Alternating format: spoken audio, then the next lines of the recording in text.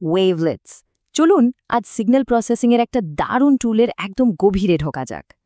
আচ্ছা, কখনো কি মনে হয়েছে যে একটা সিগন্যালের মধ্যে শুধু কি আছে এটা জানাই যথেষ্ট নয়, বরং সেটা কখন ঘটছে সেটাও জানাটা কতটা জরুরি? চলুন আজ এই রহস্যটাই সমাধান করা যাক। ধরুন একজন গোয়েন্দা একটা গান বিশ্লেষণ করছেন। ফুরিয়ার অ্যানালিসিস কি করবে? সে ওই গোয়েন্দাকে একটা লিস্ট ধরিয়ে দেবে যেখানে লেখা থাকবে গানে কোন কোন নোট ব্যবহার করা হয়েছে, কিন্তু সব একসাথে জট পাকানো অবস্থায়। অন্যদিকে ওয়েভলেট অ্যানালিসিস হলো একজন সুপার ডিটেকটিভের মতো। সে শুধু নোটগুলোই ধরবে না, বরং একদম কাটায় কাটায় বলে দেবে কোন সেকেন্ডে কোন নোটটা বেজেছিল। আর এটাই হলো আসল খেলা। তাহলে একটা সিগন্যালের আসল রহস্যটা কি বলুন তো? বেশিরভাগ ক্ষেত্রেই রহস্যটা শুধু ফ্রিকোয়েন্সিতে লুকিয়ে থাকে না, থাকে তার টাইমিংয়ে, মানে সঠিক সময়ে সঠিক ঘটনাটা ধরে ফেলা। আর ঠিক এইখানেই ওয়েভলেটসের আসল ম্যাজিক শুরু হয়। কিন্তু সমস্যাটা হলো, যদি আমাদের শুধু নোটটা জানলে না চলে, যদি আমাদের এটাও জানতে হয় যে ঠিক কোন মুহূর্তে নোটটা বাজানো হয়েছিল, তখন কি হবে? আর ঠিক এই প্রয়োজনের উত্তর দিতেই আসরে নামে ওয়েভলেটস। ওয়েভলেট হল সেই পাওয়ারফুল টুল যা টাইম ফ্রিকোয়েন্সির এই কঠিন ধাঁধার সমাধান করে দেয়। একটা সাইন ওয়েভ যেমন অনন্তকাল ধরে চলতেই থাকে, ওয়েভলেট কিন্তু সেরকম না। এটা বেশ ছোট, আর এর একটা শুরু আর শেষ আছে, ঠিক একটা ছোট্ট তরঙ্গের প্যাকেটের মতো। আর এই গুণের জন্য একটা সিগন্যালের ঠিক কোন সময় কি ঘটছে সেটা চিহ্নিত করার জন্য ওয়েভলেট একদম পারফেক্ট। ব্যাপারটা কিভাবে কাজ করে চলুন আরও সহজে বুঝি। ভাবুন তো, আমাদের সেই ডিটেকটিভ তার ম্যাগনিফাইং গ্লাস, মানে আমাদের ওয়েভলেটটা নিয়ে পুরো সিগন্যালের ওপর দিয়ে স্লাইড করে যাচ্ছে। আর ক্লু খোঁজার জন্য সে কি করছে? মাঝে মাঝে ম্যাগনিফাইং গ্লাসের জুম কমাচ্ছে, বাড়াচ্ছে, মানে ওয়েভলেটকে স্ট্রেচ বা স্কুইজ করছে। আর এভাবেই সিগন্যালের ভেতরের ছোট বড় সব প্যাটার্ন সে খুঁজে বের করে ফেলে। এখন দেখুন, ওয়েভলেটকে এইভাবে মসৃণভাবে স্লাইড করার যে থিওরি, সেটাকে আমরা বলি কন্টিনিউয়াস ওয়েভলেট ট্রান্সফর্ম বা CWT। এটা হলো একদম থিওরিটিক্যাল কনসেপ্ট, কিন্তু কম্পিউটারে যখন কাজটা করতে হয় তখন তো আর মসৃণভাবে স্লাইড করা যায় না, তাই না? তখন আমাদের একটা ধাপে ধাপে কাজ করার ডিজিটাল পদ্ধতি লাগে, আর সেটাই হলো ডিসক্রিট ওয়েভলেট ট্রান্সফর্ম বা DWT, যেটা আমরা ইঞ্জিনিয়াররা আসলে ব্যবহার করি। তাহলে বলা যায়, একটা ওয়েভলেট বিভিন্ন স্কেল আর সময়ে প্যাটার্ন খুঁজে বের করার ডিটেক্টরের মতো কাজ করে।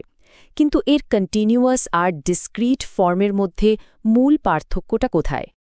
আচ্ছা, ওয়েভলেট কি আর কেন দরকার সেটা তো বুঝলাম, কিন্তু এবার প্রশ্ন হলো এটা কিভাবে কাজ করে, মানে একটা কম্পিউটারের ভেতরে এই ম্যাজিকটা আসলে কিভাবে ঘটানো হয়?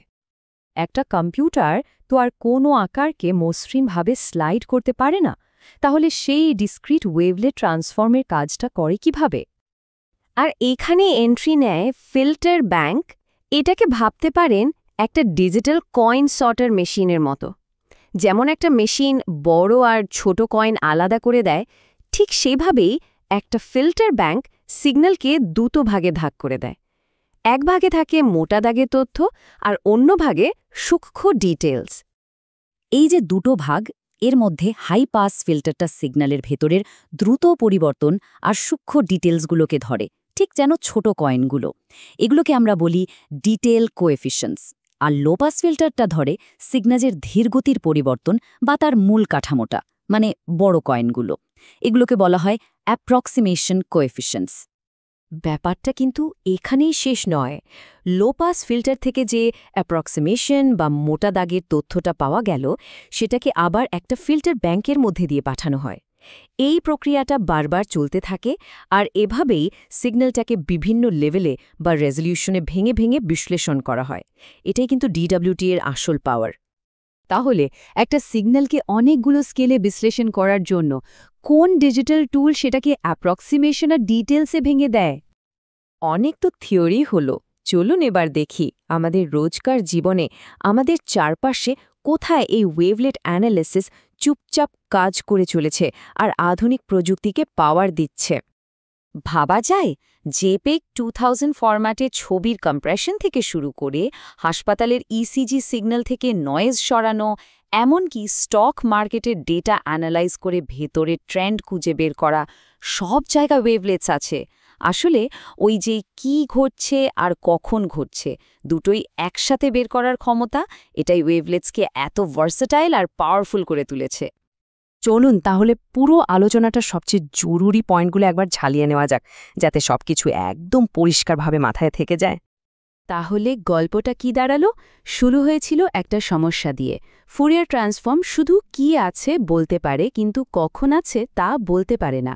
সমাধান হিসেবে এলো ওয়েভলেটস, যা দুটোই পারে। এর থিওরিটা হলো CWT, আর কম্পিউটারে এর প্র্যাকটিক্যাল অ্যাপ্লিকেশন হলো DWT। আর এই DWT করার জন্য যে টুলটা লাগে সেটা হলো ফিল্টার ব্যাংক। আশা করি পুরো ছবিটা এখন পরিষ্কার।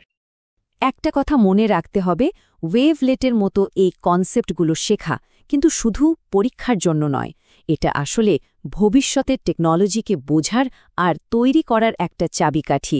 আর্টিফিশিয়াল ইন্টেলিজেন্স হোক, নেক্সট জেনারেশন কমিউনিকেশন সিস্টেম হোক বা ডেটা সায়েন্স, সব কিছুর মূলে আছে ডেটার গভীরে লুকিয়ে থাকা প্যাটার্ন খুঁজে বের করা। আর সেই প্যাটার্ন খোঁজার একটা শক্তিশালী চাবি হল ওয়েভলেট। তাহলে এখন যখন এই পাওয়ারফুল টুলটা আমাদের ভাবনার জগতে চলে এসেছে, তখন প্রশ্ন হল, কোন লুকানো প্যাটার্নটা আমরা সবার আগে খুঁজে বের করব? এই জ্ঞানকে কাজে লাগিয়ে কোন নতুন রহস্যের সমাধান করা হবে? সেই আবিষ্কারের পথ কিন্তু এখন খোলা। ধন্যবাদ।